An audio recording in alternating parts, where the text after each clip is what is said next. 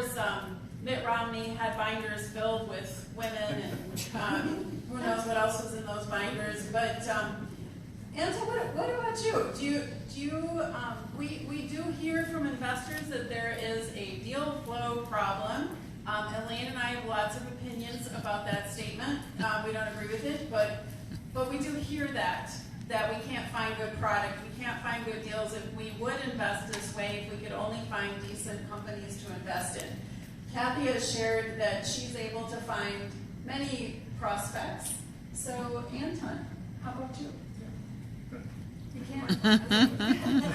Well, I'll say that, and Susan and I had this conversation. So the Twin Cities is I'll give you a Twin Cities view and I'll give you a bi-coastal view. The Twin Cities is interesting because, we have so much positive activity going on in the Twin Cities, but nobody talks to each other. Mm-hmm. Like everybody's in their own vertical, they got their own crew, and it's just that, it's just harder to sort of make something happen. And so I would sort of say that the opportunities are here. I think it's harder to mine the opportunity because the ecosystem, I would say, is in the process of being built. So if I were to go to the West Coast or the East Coast or even Chicago, it's just a more vibrant environment. And so it's just easier to do business. It's easier to sort of find out what's going on, and it's easier to sort of separate the wheat from the chaff, right? So that's what I would say on that. Now, what I would say is there's a lot going on in the Twin Cities, and what I have seen is, we have a great corporate culture. We have some, say, decent sized sort of middle market, and then it sort of drops all the way down to the entrepreneurial piece where it gets very, very fragmented and not as well connected. So I think that the opportunity for us to connect is much, much higher. I think the whole Techstars movement, I think it certainly helped it. But we should have 10 or 15 more accelerators in the Twin Cities. Easily. Pick a vertical. It should be here. My big thing is that I come from the food business. I would say, hey, there's no reason that the Twin Cities shouldn't be the Silicon Valley of food. There's no reason that shouldn't happen. So part of it is mindset. Part of it, I would say, is the ecosystem. The other part of it is just making sure that we get out of our own ways and start to reach out. Hey, one more thing again. Yes, absolutely. You start putting money out there, they're going to come find you. There's no scarcity of deal flow. There's a scarcity of good deal flow, but you need to have the people the time to evaluate it. But once people know that you're writing checks, they never leave you alone. My inbox is inundated all the time. LinkedIn is inundated all the time. The team at Graduate Rail sees hundreds of deals. Just start putting money out there, and they'll come find you. But I want to take a little bit of exception to what you say, and I think you're right about we need to talk to each other more. But the other side of that is that also can set up the in community and the out community. And so sometimes when you get the people who normally do deals, and those are the ones talking to each other and they're swapping deals with each other, they may see it, but that's where you lose some things that got to be found, that needle in the haystack. So while I think that we do need to talk and share with each other more, we also need to be careful about then endorsing some particular group of deals or whatever. These are the good deals, and if you don't happen to come through that channel, then you don't fit. And that's the other side of it. Jill, do you want to comment on the deal flow question? Do your chapters have adequate deal flow? I think it depends on how narrow the members in that local network want to be. We have very active groups in New York, Philly, Colorado, and in Philly and in New York in particular, they won't look at deals that aren't in there. Philly only wants Philly. New York at least will look all over the state. So it's completely up to the community that comes together how wide they want to, how big of a net they're willing to look at. And the beauty of Investor Circle is that we then share, you're part of a national network. It's not like you just join IC Philly, you're part of everything. So we socialize, syndicate any companies that are in due diligence by any of our members in those local networks across the country. So that's really nice for the companies because they know a trusted resource in another stage has already said, yeah, that's the kind of company we're interested in. Thank you. I'm going to turn it over to questions, and I see you, Gina. So think about your questions, and also stand up so I can see you in the corner. But I'm going to ask you a question. Thank you, Joanne. The question I have would be for the investors in the room, and if you don't want to identify yourself, that's okay. But I'm wondering if you're an investor, do you feel like you have a target on your back, or like you get adequate deal flow, like Howard said? Are people contacting you? Do they, you put money out there? Are they finding you, or would you say you're an investor and you would really like to find more deal flow? The deal flow is a challenge. Would any of the investors in the room like to comment on that? It appears not. Sure. Great, thank you, Mark. Yeah, I would say I don't want to put it on the deals. Like, I don't want to say deal flow is a problem, but I'm not seeing them. And I do my work very part-time, and I've been doing it for 2 years. And maybe I'm not seen yet, but I'm not, I don't have a target on my back, that's for sure. And so, I don't know. That's my experience, for sure, yeah. I think that's fairly common from what I've heard from other investors, that they do have a hard time finding, and it might be that they find deals, but not the deals they want. Any of the other investors like to share? Yes, Scott. I'm from Southwest Minnesota, all rural. Our largest town is Romer, so it's a pretty rural perspective. And from the Southwest Initiative Foundation, the bulk of the financing we do is more sub-debt, a small amount of angel stuff. But I got to tell you, the bulk, 90% of the deals and the prospects that we look at come from either community bank relationships or economic development relationships. It's not people walking through the door necessarily. It's not people calling in the rural areas. It's those trusted key relationships for members that go for angels, members of other networks that can try to get deal flow both ways. But as I said in an earlier session, I apologize to those of you that were in there, the community bank relationships and the economic development relationships are the places that the startup folks, the dreamers, the entrepreneurs are going to, the companies that are thinking about selling their Main Street business or their 30-person manufacturing company. And but for those, we want to have a pipeline, and I think we have some pretty struggling Main Street. So I'd encourage folks in the rural areas, especially to look out to some of those partners. I think there can be a lot of unwarranted skepticism toward reaching out to bank folks or to economic development folks that all you're doing is chasing the next Amazon. That's not true. It's family-owned companies, startups, and people with some great ideas that could use capital and love and technical assistance. And it's not been an issue for us, but it's because of very deliberate outreach to probably the first point of contact for somebody with a business plan. Thank you, Scott. I'm gonna turn it. Gina. I know there's 2 questions. Any more investors want to share? Okay, Gina, go ahead. I just wanted to connect the dots back to our conference and say, and ask the question, how do you all, or do you focus on channeling investment dollars into underrepresented communities? So I feel like we kind of got off into impact investing as a concept, but not that specific community. Well, it's first, that's a great question. I think for me, obviously being an African-American gentleman, I tend to get a lot of deals from people of color. So I would say my personal network, and a part of our investing is investing in funds that invest in communities of color and women. And so we get a lot of stuff off of that, particularly as it relates to a fund that has a certain thesis, and then they have deal flow that's sort of off thesis, but it's still a good deal, and we tend to get a lot of those as well. Because they're like, yep, I got 3 streams. This doesn't fit within my stream, but it's a really good deal. You should see it. So I would say we use other investing relationships to go and generate other deal flow. I wanted to make a comment in terms of people looking for deal flow. I mean, I think there are a number of activities here. I think it's April 18th. It's Entrepreneur Rising. I believe there's a conference. Twin City Startup Week in the fall. Minnesota Cup. These are all places that you can see a large number of entrepreneurs. Depending on what you're looking for, it's exposure.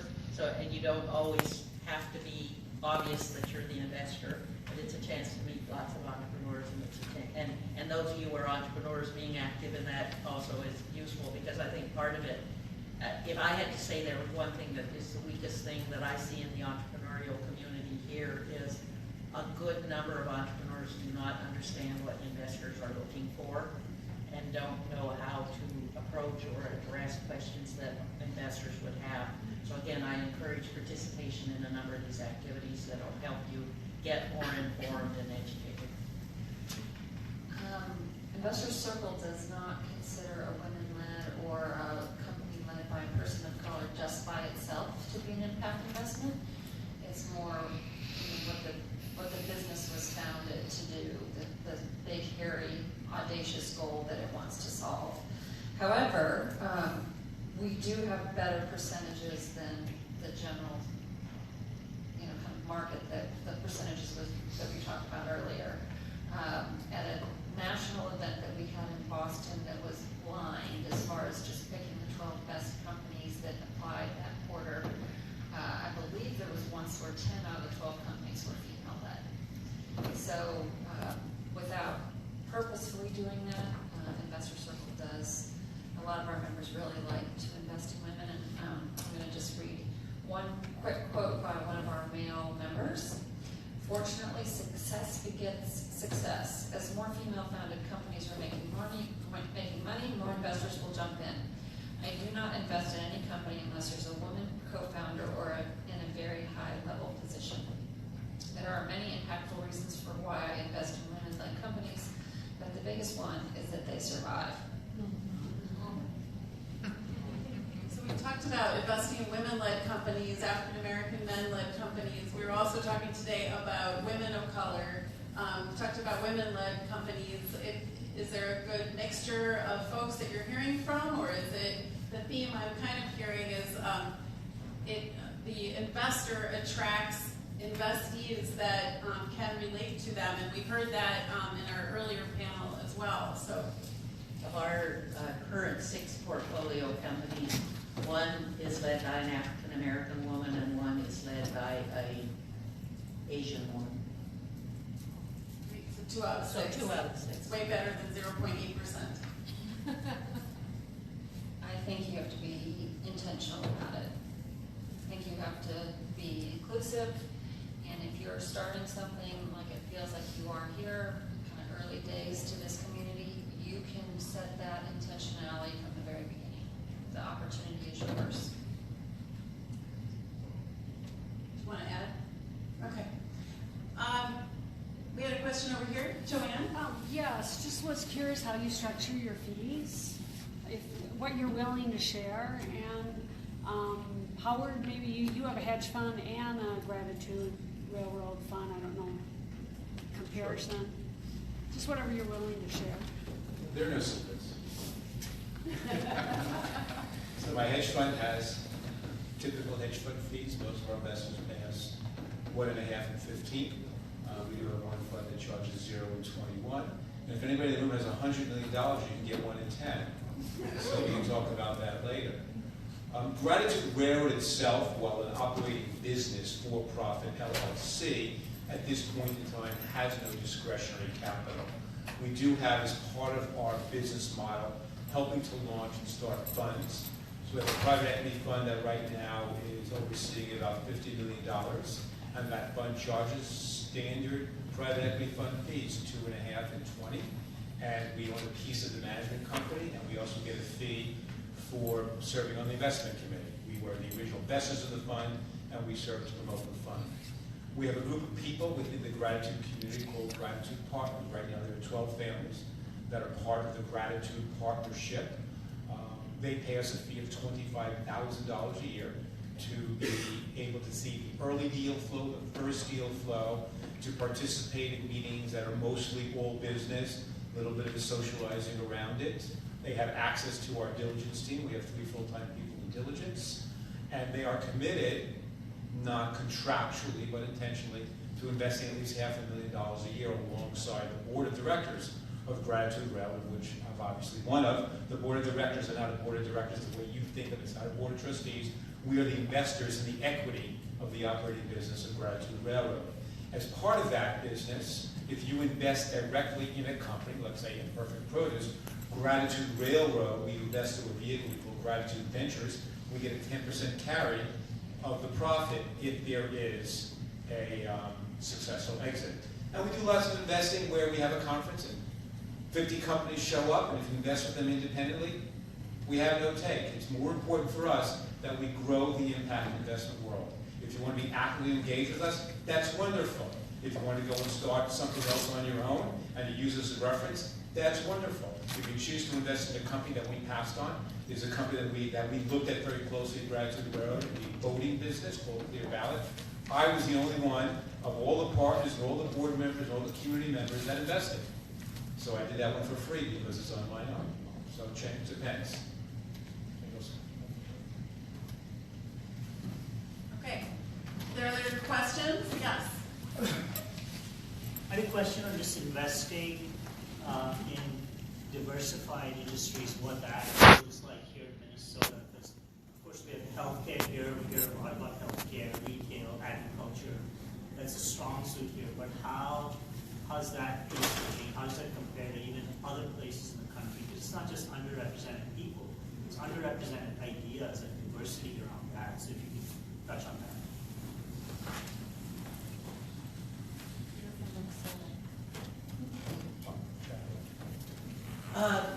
I think that there is a little bit of a myth that everything is healthcare. I mean, it's one of the things that we've been working on for a long time. And because it was the device world, there's a lot of rising healthcare here, which is more in healthcare, IT, health and wellness. You mentioned there is a fair amount of diversity. We are angel investors. One of the things that angel investors do is typically are investing at a very early stage. And so part of the de-risking is we're looking to bring our expertise and our knowledge and our networks to deals. Having said that, I think that there could be a little bit more focus in areas here, but I think there's plenty of IT, SaaS, healthcare, ag, and food that's available. There are also some consumer products. So it sort of depends on what your expertise is. We probably skew away from food, quite frankly, because that's not our background. But I think there's a fairly broad investor network here. It may be a little skewed, but I don't think it's as skewed as people think it is. Yeah, I'd say, first of all, we have a very diverse industry set here. I think the thing you have to think about as well is that there's a growing corporate VC community as well. And so if you start looking at what some of the corporate VCs are investing in, I think you'd be surprised in terms of how downstream they're going in some of these early stage folks. So I would say, between General Mills and Cargill and Best Buy and Target, there's a tremendous amount of corporate venture capital going on. So, and those are very diverse industries. I mean, back to what you said earlier, in big med tech, we're now, we're in some cases the model of how we think healthcare is going to play out in the United States. Some of the best companies are right here in the Twin Cities, but it goes across many areas of very, very large industries. So IT in many cases is sort of the backbone for that as well. So, I think we're diverse. I think there's a lot of activity going. If you look at the money that's coming into some of the startups and where the money is coming from, it's coming from the coast. It's not so much coming from the wealth that's right here in the Twin Cities. So that'll give you some indication around what's going on. So I think it's more diverse. We're grateful to have some very, very large industries, number one. Number two, we're grateful to have some large industries that are in transition. We can have large industries in transition. That's a startup gold mine, right? So you've got to make sure the startup community is pointed at the right direction, at the right aperture, and have the right idea to take advantage of the transition. I just want to add one thing. I think it's really important and necessary for it to consider investing in underrepresented areas, underrepresented people, but it still has to be a valid, solid investment decision. A number of the companies we've invested in are women-led or women-founded, and that's not why we chose to invest in them. We chose to invest in them because of the business, the mission, the purpose, and the ability, our belief that the management team will succeed. It's great to have that, but you can't be blinded by that. It may be a gating factor or a filter, but you got to make sure that this company can survive somehow. So I want to ask, Scott, you want to go? I don't mind one last shot from Greater Minnesota. As I mentioned before, our largest community, over 20,000 people. If you're thinking about the whole state and the opportunities outside the metropolitan area, we're a town of 20,000. The Economic Development Office confirmed there are at least 60 registered businesses in Wilmer owned by Somali, Latino, or grin entrepreneurs and probably more. And an angel fund had just formed there. We probably just committed to investing in that and don't know what that's going to all mean. And obviously a lot of them are micro businesses, may not be a perfect fit for angel funds, but there are pockets and communities in Minnesota, the Wilmers, the Worthingtons, the St. James, Perhams, places like that, where there's some incredible growth with immigrant entrepreneurs and second-generation entrepreneurs that want to do some really cool things outside, especially in ag biotech, and places like that. So I really encourage people to think about those because they've been very good for us. Thank you, Scott. I have a couple more questions for the panelists, but if you have a question, just raise your hand high and I will look for that. So let's talk a little bit about risk. You mentioned being the Silicon Valley for food. How can, the attitude they have in Silicon Valley is kind of a let's just try stuff. So when you think of our ConnectUP entrepreneurs, which are typically, they've been in business for a year or so, they're seeking $100,000 or less in financing. So they're beyond startup, but they're definitely not ready probably for angel investing. So when you think about just try stuff and risk, what advice would you have for our ConnectUP entrepreneurs? I think the advice I would have is, first of all, coming to conferences like this. What I always tell entrepreneurs is that, look, you have an idea, you are executing an idea in the marketplace, and there's some sense of how you're going to scale it, right? That's sort of your everyday life. The other part of it is you're always raising money or thinking about raising money as well. And I would say always sort of think like an investor, but act like an entrepreneur. So you have to know both sides of it. Some of the best investors I know were ex-entrepreneurs. And partly because they've done it, they've raised the money, they've executed, they've exited. And so they know what to look for, they know how to give advice, they know how to put teams together. So I would say just making sure that you're thinking on both sides of the ecosystem. That is just incredibly important. That's number one. Number two, just make sure you have a really tight story. Either one of us can talk to, 5, 6, 7 entrepreneurs in a very good day, and we see a lot of decks, we see a lot of deals, and you're in a bad situation when someone says, okay, explain it to me one more time. So just make sure you have a clear proposition, a clear understanding around who you are, what your markets are, and what makes you different and special. If you can't sort of communicate that in a very coherent way, you're going to lose attention pretty fast. Interview your investor. This is somebody you're going to spend a lot of time with potentially. You're giving up a piece of your baby potentially. So look beyond just how big of a check they can write. It really matters that from a cultural standpoint, this is somebody that you want to be around a lot in the coming years. I'd say two things. One, be realistic. Don't project out to the future that you'll be the next Cargill and you're going to capture 25% of the market, whatever you're doing. Be thoughtful about that. And number two, take the money. When people want to write you a check, you should take it because you think it's great. Everyone's writing a check this round because there's excitement around it. And then 6, 9, 12 months later, you're actually running out of money. It's a lot harder to raise money when you're running out of money. Take it when you can. The exact opposite of what I just said.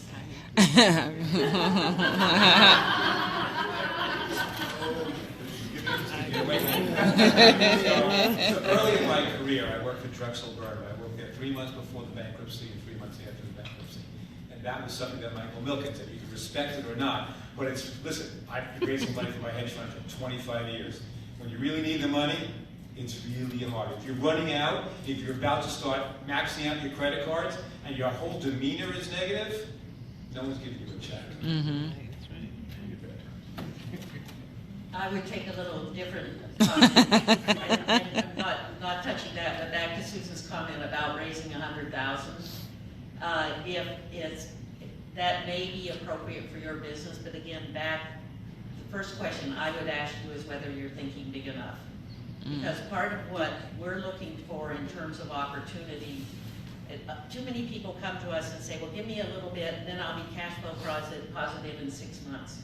Sometimes to really hit that big vision, you need to take a big dip and spend cash in order to ramp up really fast. And so part of what we're looking for is opportunities where we can help fund that dip to get you to the really accelerated growth. And so when you come and say, oh, I only need 100,000 and that's gonna last me this long and I'll inch it up a little bit, that isn't as attractive to someone who has the vision and can make a good story. It's one thing to have the guy who started Chuck E. Cheese, an Atari computer, said anybody who's taken a shower has had an idea. and his point was you got to really have more to it than just an idea. And we're looking for that more than just an idea. And we want to help fund. It may take some investment to get there, but we'll help you fund that dip to take that jump up. So I'm gonna do the last question, and then I think Elaine might want, do you want some parting words for us, or? Okay, no. I will do the last question then I have is, when I look at this panel, I think I would love to have a room full of investors who reflect different points of view, different investment theses, different geographic areas, different verticals, because that's how we're going to get everybody's capital needs met. So how do we get more of you, besides the cloning? But other than that, which we're working on that with artificial intelligence, but really, how do we get more investors? You're one hedge fund manager that I know that is doing this. How do we get the others to do it? How do we, Cathy, get other women investors involved? How do we get other corporate executives to get involved and to put their money behind this? How do we get individual investors thinking this way? So just go down and tell us how we get more investors doing this. Well, I think the good news is that there's a lot of conversation about this in the marketplace. So more people are at least raising their head to say, I want to learn more about it. But I think those of us who are really pushing into non-traditional communities need to be visible and need to be talking about it and need to open the door so that people who are interested can come and learn and understand more about what this kind of private company investing is all about, and help be welcoming, if nothing else. And in some cases, in our case, we reach out. We talk to people all the time and say, and we aren't fundraising, but we're saying now, oh, next time we raise a fund, we're starting to expose people and educate them about what we're doing so that they're teed up for the next time we want to go raise. I don't think it's all that hard. Firstly, you have to make money. You have to have good ideas.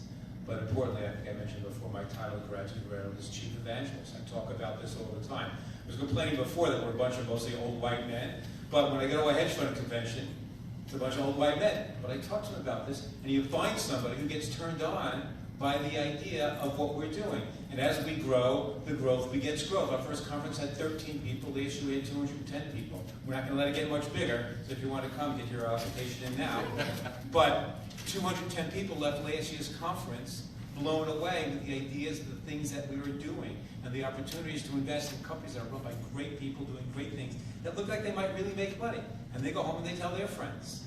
But let's not tell too many people because the prices are going to go up. Capitalism is alive and well in you. You guys have said a lot of things that I would say. It is about being, don't do it alone, so collaborate. Be less afraid that somebody else is going to kind of get your fees instead of your organization getting that membership. So less silos, more inclusive, and do a lot of evangelizing. Can I make a quick add?